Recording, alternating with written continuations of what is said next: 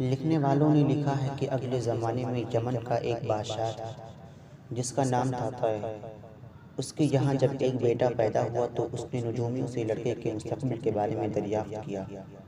انہوں نے شہزادے کو ہر طرح سے صاحب اقبال پایا اور کہا یہ اللہ کی خوشنودی کے لیے تمام عمر کام کرتا رہے گا۔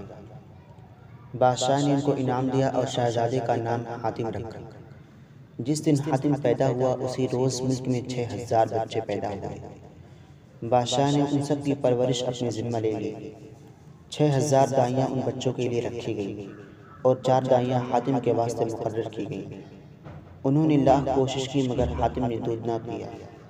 بادشاہ نے فوراً سیانوں کو بلوایا اور سبب پوچھا۔ وہ بولے کہ حاتم پہلے دوسرے بچوں کو دودھ پلوائے گا پھر خود پیے گا۔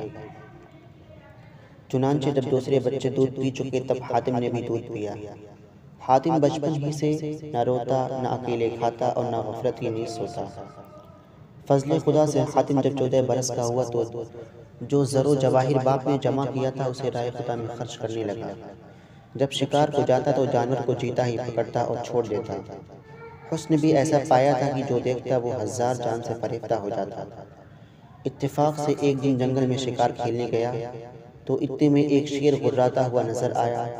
حاتم کو اندیشہ ہوا کہ اگر خنجر مارتا ہوں تو یہ بے جان زخمی ہو جاتا، یہ مارا جاتا ہے، اگر چھوڑتا ہوں تو خود جان گنواتا ہوں۔